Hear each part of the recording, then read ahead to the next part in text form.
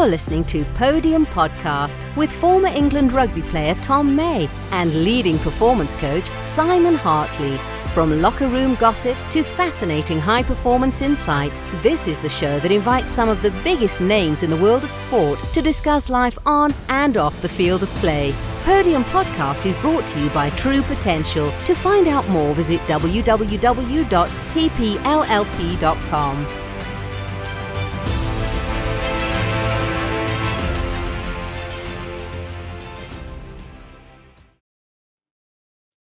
Simon. Hello, mate. How you doing? I'm good, thank you. You? Yeah, I'm pretty good. Yeah, pretty good. Our guest today, well, he's not going to like that shirt behind you for starters, because he's probably torn England and numerous nations apart over time. David Campese, Campo. I know. I remember watching him rip English defences to shreds. Yeah, like numerous times. I mean, listen, I think he's pretty opinionated, isn't he? But clearly one of the best of his era. And I say that in the with the utmost respect, because I think if you put him in a team now, from an attacking perspective, he'd still be up there as an amazing athlete, incredible runner. Yeah, I think you're absolutely right. I mean, he had such an incredible career. And including his Sevens career as well, which I think gets overlooked. I certainly wouldn't have wanted to defend against him, that's for sure. Well, he's got the ability to embarrass anyone. Let's see if he embarrasses us two right now. Let's crack on. Right. David Campese, how are you? Good to have you with us. Thank you very much. Thanks for the invitation to be on your podcast. To tell you the interesting thing that most of my podcasts are overseas. Nobody in Australia wants to talk to me, so thanks very much, guys. The first question I'm going to ask is, for those that are watching this on YouTube, do you have your own bar? Because it looks well stocked. Yeah, it is. We bought a house last February. We moved from Sydney to the Gold Coast, and I'd love to show you the beautiful view outside the window of the beautiful city. And we bought the house, and it came with everything in it. So, yeah. Oh, amazing! That sounds great. I'll just show you a few things if you like while you're there. I got very fortunate, obviously. I did the Olympic torch in 2000. Oh yeah, brilliant. Yeah, so that was I was given. I got Mark Webber's one of his cars there. Oh, little miniature. I've got a famous grouse bottle to me. Yeah, very cool. We've got Bundaberg, which is a ginger beer out here, which you can do alcohol. You can make your own bottles, and a friend of mine did for my 60th. I believe I'm 60 years old. That's obviously the World Cup from '91, with Clive Jones and myself. Yeah, great. Brilliant. Sorry to show you that. Just one thing. There's another thing here. Obviously, this is one of my favourites. Bill McLaren was one of my best. And I've got here the game sheet that he used to do for the game. So that's the World Cup '91. That's his game. That's his 40 hours of work to do the test match. All the nicknames, everything. All the players, statistics, everything. That's unbelievable, that. Oh, mate, that's what... But he was a professional, not like these guys these days who think they're good at rugby, but anyway. Yeah. That's a good... We made our debut tour around David Campese's house. That's our first... There we go. How was that? I was lucky, yeah. That's just a bit of the house, but anyway, yeah. That's great to have. It's great to have you on. One of the biggest names in rugby with us. I'm really keen to understand more about... we'll touch on your career, obviously, but keen to understand more about what life has been like since rugby finished, really, to start with. How did you find that process of hanging the boots up and walking away? Well, I started for Australia at 19 and I retired at 36. So I think I had a good innings. I lived in Italy for 10 years. I travelled the world, played Sevens, Commonwealth Games, World Cups. it was just got to the stage in '96 where we had a new coach called Greg Smith, who we didn't realise at the time had a bit of a brain problem. And he, at the end of that year, I said, I've had enough, because all your life you play, you don't have to read the news on a Saturday morning to see if you're in the team or not in the team. And Greg, unfortunately, that's what happened. He allowed that to sort of, the team was announced on the Saturday, and I just said mentally, I can't handle that. So retired in '96. Went to the Commonwealth Games in '98 for Australia, and then just played another season in Italy in the Heineken Cup, and got to with Petrarca, Italy. I think we were there on the Sunday. The Saturday, I think Lady Diana was buried, and we played at Gloucester. I've never met a crowd in my life like Gloucester. I don't know if you've been there, but oh my goodness. All I heard is says, kill him, kick him, kill it. I've got, what is wrong with you people? So that was St Andre was playing as well. So I mean, it was a great look. Rugby's a great sport. People don't realise the uniqueness of our sport around the world. Got to play, sevens against some of the best players in the world. Travel the world and end up in Jerusalem playing sevens, the Holy Sevens in '98. So there we go. Something new. Yeah. Did you find it hard when you stopped playing? I think because I was when I went from '84 to about '92, I played 10 years straight. I was playing in Italy and Australia for 10 years, and that's how much I love the game. It was really about playing the game. I enjoyed it, and I just kept on playing. I was always a challenge to myself to get better and better. And what was very fortunate for me was that obviously playing. My career started in 1979 playing fourth grade in Queanbeyan.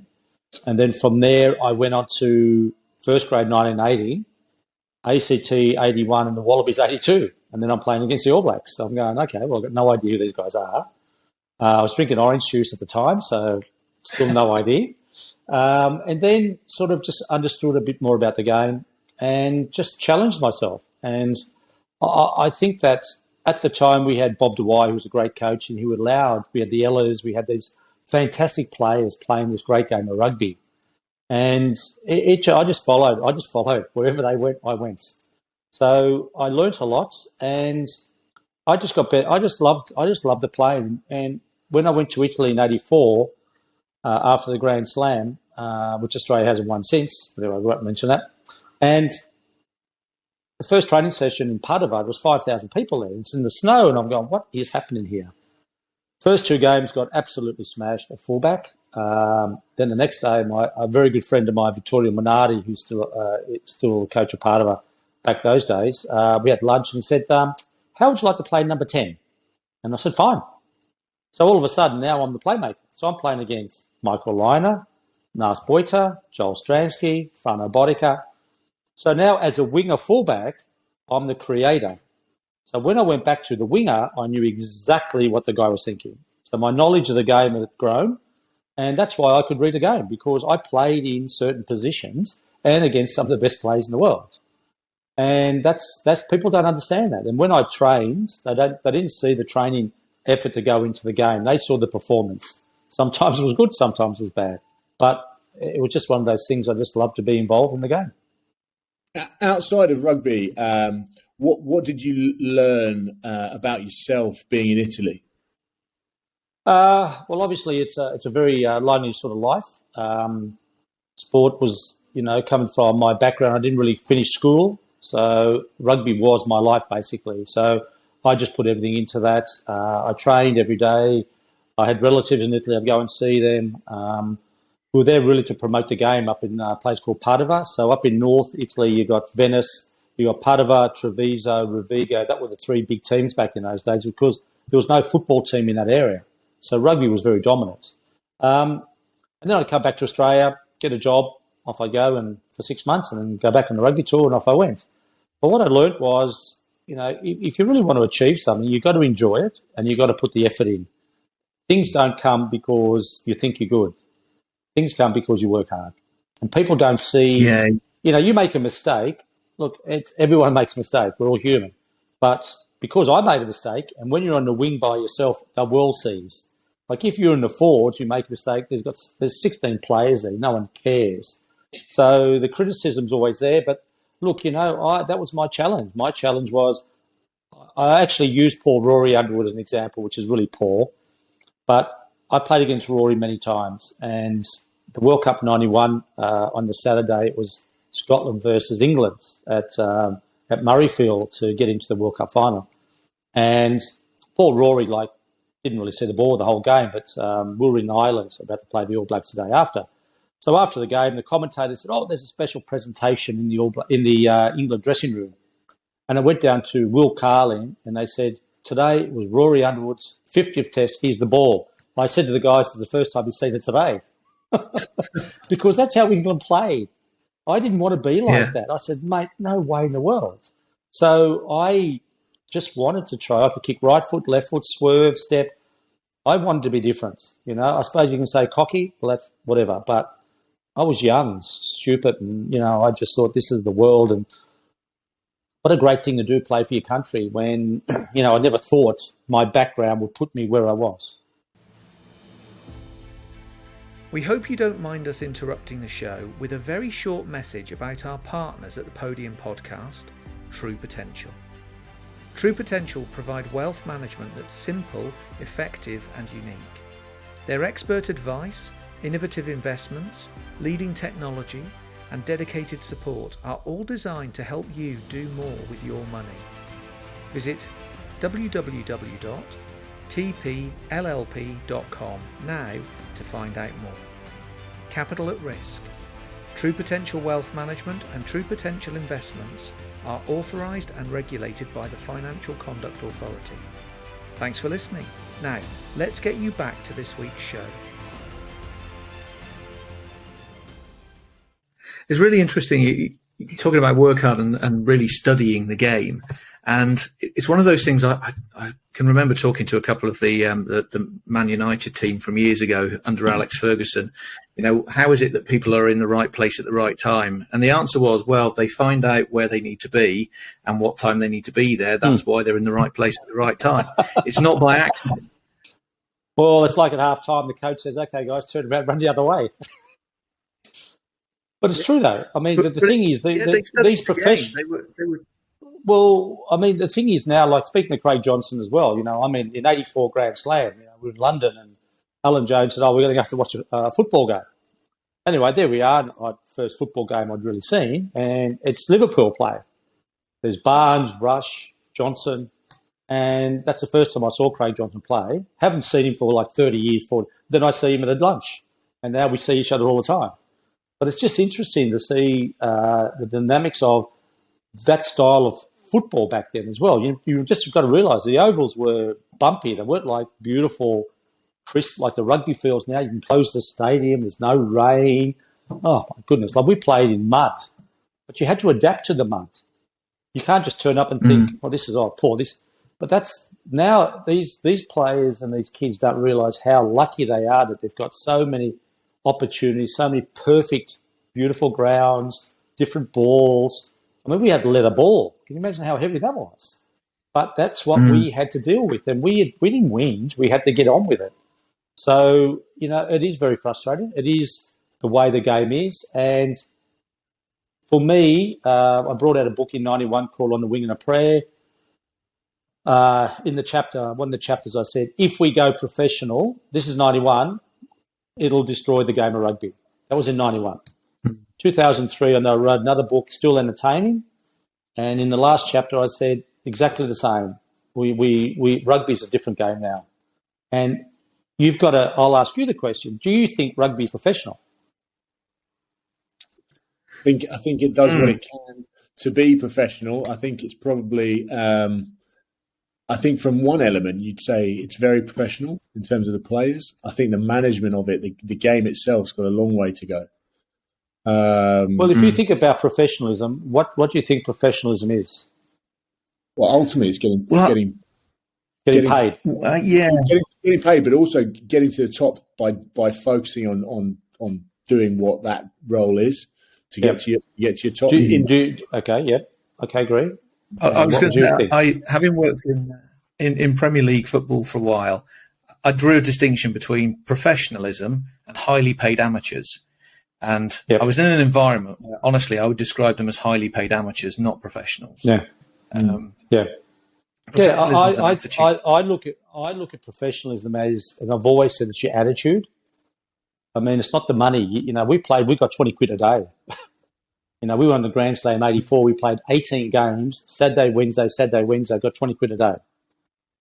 And, mate, it was the best thing in life, because opportunity to see the world, play some great rugby, playing the best teams in the world. And now what happened when we went professional, rugby leagues had a massive influence in our game. It's all about defence. It's not about attack. You watch Ireland play. Ireland is so easy to play against if you understand, watch what they do. You've got a rugby league coach for them, Andy Farrell, played about 4 games of rugby. All it is at the ruck, they don't commit to a ruck, so you've got 15 versus 11. But if you can play a style of rugby, and the statistics showed against France a couple of weeks ago. So, statistics show France scored 19 points in that game. We've only been in the Irish 22 for 57 seconds. Okay? Yeah. Ireland kept France out of their 22 for 79 minutes and 3 seconds.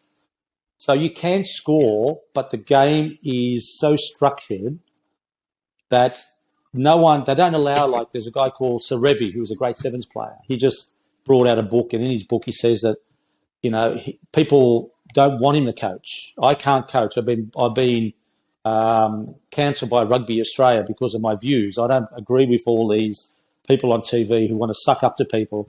I'll tell you the truth, because people in Australia who watch rugby know rugby. It's like in England. You don't have to try and talk to them about, that understand the game. But the problem is now that the game is so structured. I can sit down with you guys and tell you what's going to happen before it happens, because the game is easy to play. It's like watching rugby league. All the teams now want to kick the ball away to hope you make a mistake. Yeah. If you haven't got the ball, I tell kids when I coach, if you haven't got the ball, you cannot win. So look after the ball. Do something with the ball. So, professionalism. What would you bring into rugby to change that? How would you change the game itself? Well, firstly, I think the referee's got to have nothing to do with the scrum.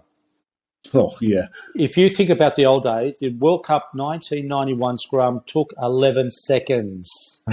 11. And I'm a winger. And unfortunately, the thing forward is, you've got to really hate this because I'm a winger as well. They've got to bring back rucking. Because the game of rugby now, you get the ball from a standing start, you run into a brick wall, you're going backwards. The defence is going forward. You're actually going back, and you're supposed to be the attackers. So that seems to be a problem as well. So why did we have a 50-20 rule? Why did we have a rugby league rule in our game? Why do we have the line-outs where, look at the Women's World Cup this year. Did you watch the Women's World Cup? I watched bits of it when I wasn't asleep. Okay, how many line-out throws were straight in that game? None. But the referee just played because they want entertainment. But when you come to the men's, oh, mate, you had your arm there, you can't. Really? Or the other thing in rugby is you get an advantage. 25 phases later, well, you're not going, we'll just go back to that. You just wasted 4 minutes. Yeah. So think about the game and make it where if you get an advantage, you've got 3 phases to use the ball or lose it. Make it where it's exciting. The problem we have in Australia is probably not as much as you guys. We've got Aussie rules. Yeah. They have a grand final league at 100,000 people too. We've got rugby league. It's all free-to-air TV. We've got football now and cricket and rugby. Rugby is the 5th sport. It's not on free-to-air TV. Kids don't watch it. So We've got a massive problem out here. But we've always had a massive problem. When we played, we had the same. But if you can entertain, we're playing the style of rugby people want to watch, people will come. It's like the Field of Dreams with, what's the actor? Come on, guys. Simon's the film buff, not me. Kevin Costner, yeah, on the Field of Dreams. And the thing is, you will build it, they will come. So we're in that situation where we've got to entertain people. Otherwise, they'll just turn and watch something else. And that's one of our biggest problems in Australia. I've been saying that for 15 years, but no one listens because my background is not a private schoolboy. I went to a wrong school, and I've always got an opinion, which is very sad. Talk about You're right about the unpredictability. That's what people love about sport often, the unpredictability, that anything can happen. And if you can read a game 3-4 plays in advance and predict what's going to happen, it takes the excitement out by definition. Yeah. Well, I think it's been great that the French against England played a style of rugby that most of their tries come from counter-attack. If you have a look at the games, and the thing is, they're actually playing the French flair. They're playing the things that they used to do. I remember when we were professional in 95, 96, every team wanted to be like the All Blacks. They all wanted to play structure, smash it, and we're still in that. In Australia, we are still playing that style. I don't know if you would have seen much rugby, but on Sunday, we had the Queensland Reds play the Jura, which is the Fijian team. I think it was about 20 minutes ago. The Reds are up 24-3, full time, 27-24. Because they actually think, that's right, we can play now, that's right. But, we used to play at halftime. If we were up by 40, we said, guys, let's make it 80. Let's really ram it into these people to show next time, just remember what we can do here. But they don't do that. It's like, okay, I've had enough now. Or they bring on all the subs, test match last year, Australia versus England at Sydney. You had England were playing, 3 minutes to go, the Wallabies bring on a winger on their own line with 3 minutes. And I said, what is he, Superman, is he? Is he going to score a try from the whole length? Why bring on a guy with 3 minutes? What can you do in 3 minutes of rugby? Let the players play the 80 minutes, because the thing is, you look at these guys come on with 10 minutes to go, get a cap, you get paid extra money, get a cap, What are you going to do? To me, we played was, you're the best 15 in the country. You don't come off, because if you come off, one of you guys come on and you play better than me, you don't play next week. Now, you're good for 60 minutes, you're good for 50. Yeah. Really? And the guy's fit as anything. That's why these teams can't go 80 minutes, because they're not fit enough to go 80 minutes, You mentioned, I'm slightly concerned about voicing this question, given the state of English rugby right now. Just ask Clive. Clive knows. Just blame Eddie.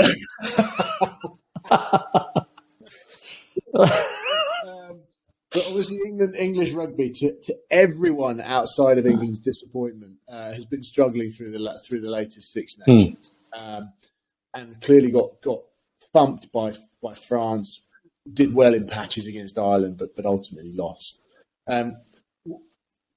Where has England gone wrong, in your opinion? And talk to us about what you think the whole scenario around Eddie Jones. There's so many opinions about him as an individual, but also how he's ended up now coaching Australia.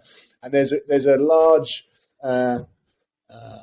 thought that actually Australia are going to end up playing England in the World Cup, and there's only going to be one winner in that scenario. Yes, yeah. Look, I think that it started in 1999 at Twickenham when England were playing Fiji.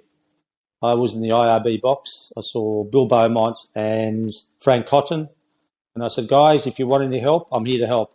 They turned me down, so that's where you started, guys. You didn't get my help. You couldn't get my help back then, and no, I'm just being sarcastic. Look, I think the problem is, how many foreign coaches are in England?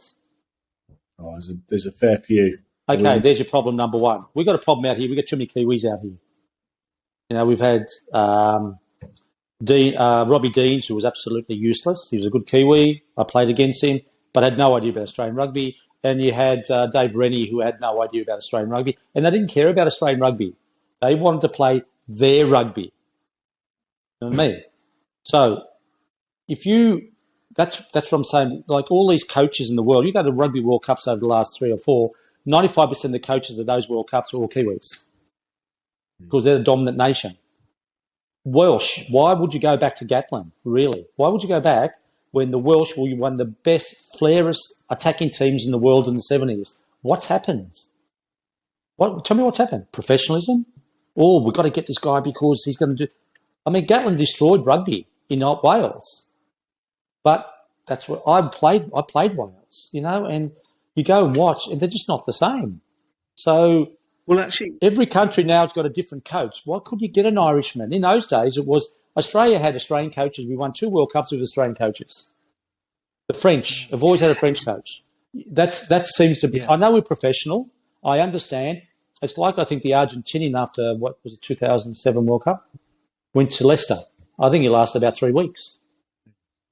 It's just the mentality is different. I got to coach in South Africa from 2004 to 2008-9 with the Natal Sharks. I'm an Australian coaching the South Africans. You know, we had Ruben Pienaar, Butch James, Brad Barrett, Waylon Murray, Francis Dane, Percy Montgomery, JP Peterson. You know, you had all the South Africans. And I realised I've just got to sit back and just give them the simple skills and then they can go and play because they're all different. Their mentality is different to us. So professionalism's changed a lot where it's like football. You get in this circle, you get sacked, you get another job. You get sacked, you go up here. Another job, you get there. It's the same as rugby. You know, you get sacked and you go off to another job because there's no coaches. Where can you coach to learn about the game? There's nowhere to go.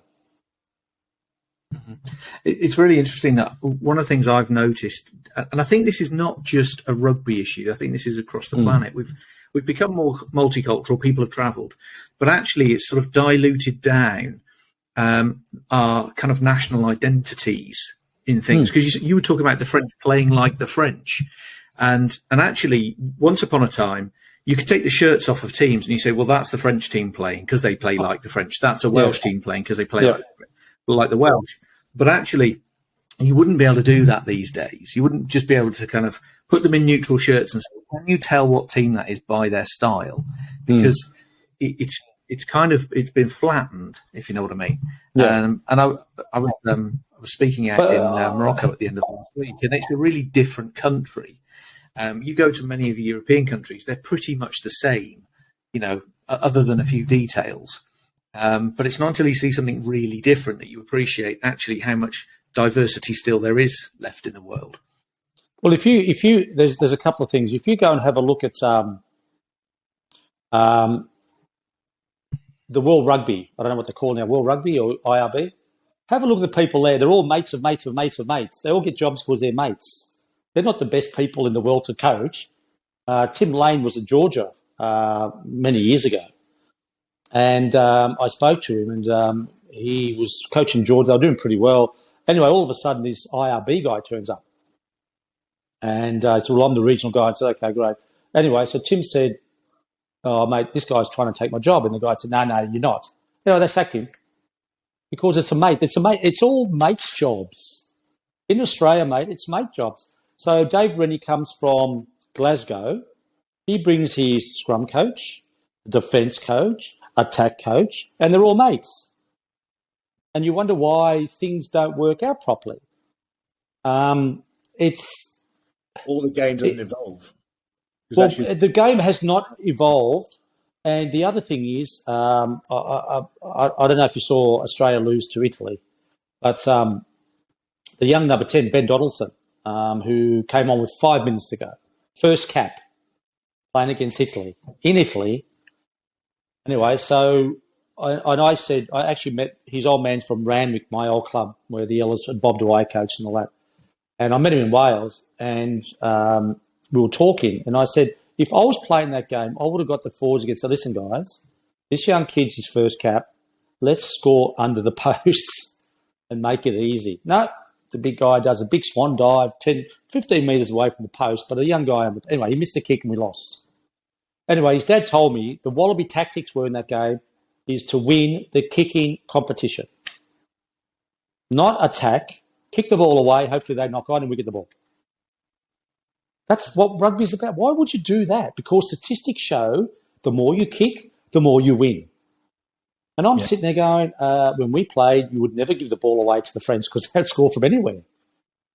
And that's what's wrong. You know, these people, you talk about statistics, and I said, really, statistics? You know, I came off the field. I knew if I played well or bad. I don't need to say, oh, mate, you made 5 runs. I know what I did. Mate, you didn't give me the ball. What do you want me to do?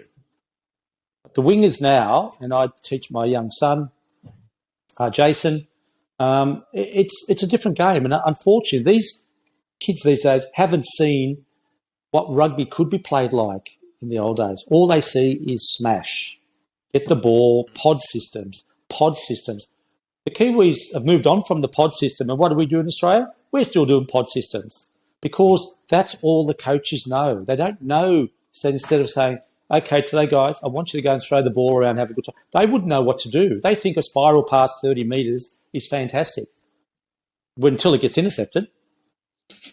Yeah. I think there's a kind of a parallel across into business in that if we're too desperate to let stats rule the show and be held to KPIs and all that sort of stuff, we actually, instead of drawing on diversity and embracing creativity, we just start to become a bit metronomic. We just start to become uniform. People are too scared to lose and not courageous enough to win, if you know what I mean. Well, you look at some of the games, what they say after the games. I said, mate, that's not an excuse, you know. But, you know, I mean, it's very hard for me because, you know, I only made 5 tackles in 15 years. So I'm a very good tackler. I'm a very good people that tell people how to tackle. But that was not my job. But people used to they wanted to see me run. They wanted to see me do something. And, you know, sometimes you get a bit cocky and you do things that doesn't work like the British Lions. But the thing is in life, if you don't try, you don't know. No one wants to try anymore. They're too scared. They are too scared to try because they're going, oh, gee, if I do that, oh, no. I said, mate, what's the worst can happen? You can drop the ball. You know, I tell my son, Joe, I said, you've got to go out there and play. You've got to try different things. You know, he played a trial last year in the Reds under-15s up in Ballymore. So, and I've been trying to teach him, show him the old videos, you know, how we used to play the yellows and all that. So he got his number 10, gets the ball, dummy switches to 12, passes to 13, loops 13, gets the ball, passes the fullback, winger, scores the other end of the field from the 22. Simple. Okay. So on the way home, he says, oh, Dad, did you see that 3-on-3 drill we were doing? 3-on-2? And I said, no. So he said he got the ball, ran, passed to the guy, about to loop, and the coach got, what are you doing? I'm looping. No, we don't want you to do that. And the problem with these coaches have never played. They're educators. They've got a little map that tells you what to do. Right, this is what we're doing today. And I coach. I'm an ambassador. I coach around Australia, around the world. Anyway, you watch these exercises. The passes are up here, they're down there, and the coach has got, great enthusiasm. And I'm sitting there going, mate, that guy's going to end up in hospital. The passer should be here. But they don't want to correct us.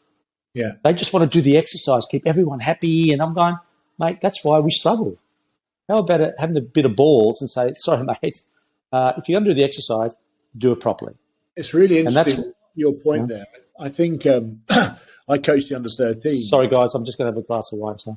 Oh, yeah. No, yeah, for us to be doing it at 9:20 in the morning, that would be terrible.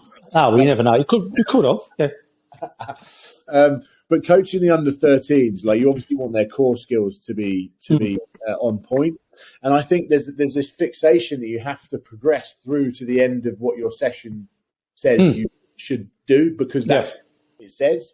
Well, no, if they can't do sections 1 and 2, just keep repeating sections 1 and 2. Exactly, they're doing it. Yeah, it should. I don't know, but the thing is, you put that on a very good point there. I coach kids. I did an under-14s last year, and I said, three guys. I want you 3 over here, 2 defenders. Here's the ball. Okay, I want you to beat these 2 defenders. No cut-out passes and no spiraling. Okay, 30 seconds later, they're still looking at me because no one's ever showed them. So I said, I'll do it. I ran across, dummy switch, pass, and I said that, and all of a sudden they see. I did one a couple of weeks ago, and I do it without any opposition. I said, guys, I want you to do a switch or a loop. No idea. Yeah. No idea about taking the ball forward. But, I mean, that to me is very simple.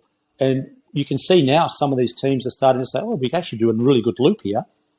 Your point there, David, like I think maybe people, if they were rugby fans back when it was easier to watch it, kids watched more rugby.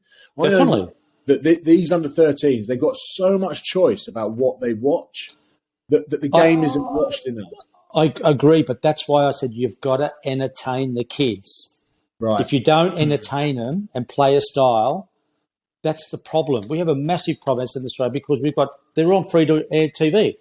Our other biggest problem is in Australia, a lot of the kids don't watch rugby and don't know who the Wallabies are.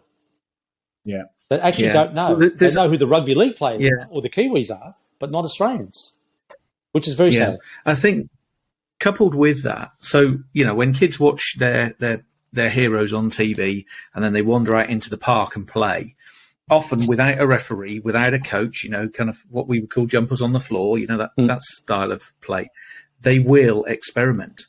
They'll try different things that nobody's written or, put on a playbook before. And I think that kids don't get a lot of that experience these days, and it's not encouraged. There's a guy who I know who his business is based around street soccer, and everything's about experimentation and problem solving. There's no written way to do this. All you've got to do, like you were saying, you've got 3 players here, there's 2 over there. You just got to find a way to beat them. Work it out. But the thing is, because they're not capable, they've never tried. And I said, guys, listen, it doesn't matter if you make a mistake, just try something. And what you said then about allowing these kids to try something. If you don't allow kids to try and fail, they'll never try. You know what I mean? I think what you're touching on there is really important. I think we live in a world right now where it's actually frowned upon making mistakes. We expect. Mate, if I was playing now, I'll be in a mental institution with the amount of crap I would cop. No, but really, it was bad enough in my day. What I went through was, obviously it was pretty tough. After the Lions 89, it was, unbelievable. Getting abused by the own supporters saying I lost another test. But you got to suck it up. If I didn't make that mistake, I wouldn't have played in World Cup 91. Yeah. In life, you've got to make mistakes. Don't worry about if you make it. You say, okay, next time I won't do that. I'll try something different. But you've got to have the people around them to allow them, to encourage them to do things. If you don't, you say, okay, this is our structure. Don't worry about structure. Say, mate, if there's a hole there, I want you to run to the hole. Go for it. Guys, support him.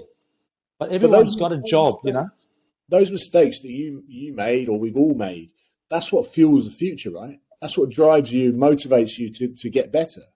Well, there's a book that's just been brought out called Mavericks, about all the players who would just want to be different, And you look at Serevi, you look at, for me, Jonathan Davies. You look at Serge Blanco, Jean-Baptiste Lafond, the French, were unbelievable. But they loved it.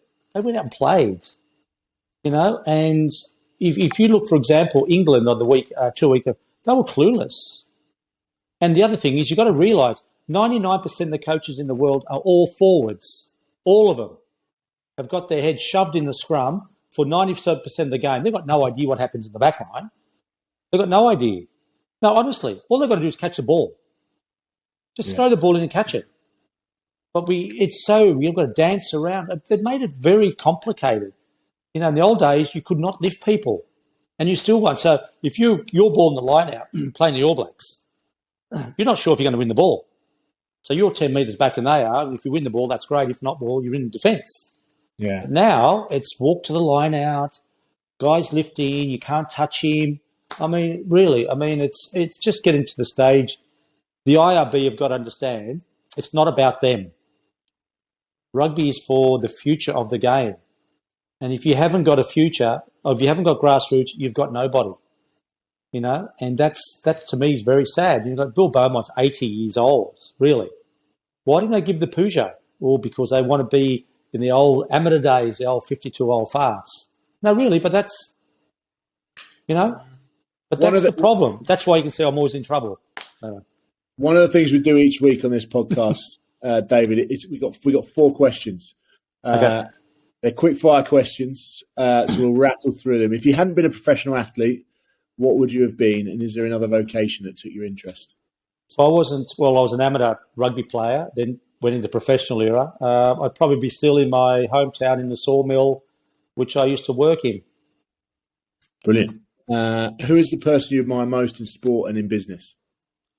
Sports. My first idol was Ivan Lendl, Michael Jordan.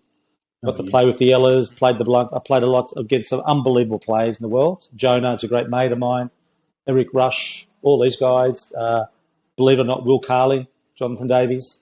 And so I was very fortunate in an era to have, Michael Jordan was unbelievable. In The Last Dance, if you have a look at that documentary, it's unbelievable. Businessman, I think, so that's a tough one. In business, I would think at the moment would be Mr. Musk. Yeah. With his mindset. I just think you've got to go out there. You've got to try different things. And you found a few quid down the back of the sofa. What are you going to invest it in? Well, definitely not rugby. Maybe that's where it should go. No, definitely not. They've got to, mate. I can't help if they piss up the wall. I mean, we've been in so much trouble. We had $43 million after the World Cup 2003. $43 million. Where's it gone? Yeah. And not one board member is accountable. But as a player, you play bad, you get sacked. My last year in '96, we played in South Africa for New South Wales. Anyway, so we're in Cape Town. The coach calls me and said, mate, we're going to rotate you out of the team. So I said, you're dropping me. No, we rotated you. So you're dropping me. He said, no, rotate. I said, fair enough. So I went out and I said, right, okay, two things I can do here. A lot of young guys, I can say, stuff you all and come last. But I went out there and I came first and everything to show. Doesn't matter if you've been dropped, you got it. But that's the attitude I had. Yeah. And I just think we need to get people to understand the game, play the game, and enjoy the game, and don't blame people for things. No, agreed. Last one. You can only watch one film for the rest of your life. What's it going to be? Field of Dreams, of course. No, that was a good movie, yeah. I've got my own DVD. I can sit there and watch my own DVD. No one else has got it. Don't worry. Favourite movie? It probably might be, I love Indiana Jones, Harrison Ford. Yeah. Or Star Wars. Yes, like it. I mean, that's, it's just one of those movies. Yeah, I know. You can't, those things don't change, but what they did back then, that's the quality that you want in life. You want to go back and go, nothing's changed, and I think that's what we did as rugby players. We played a game that you can still play, but unfortunately it's the coaches and the officials don't want to play that style. They're too risky. They're worried about their contracts. And instead of actually allowing the players to have a bit of power, a bit of confidence, and don't blame Eddie Jones for anything anymore. It's not going to help. Exactly. David Campese, it's been brilliant to have you on Podium Podcast. Thanks for your time. Thanks, guys. Nice to meet you all. Take care. Cheers.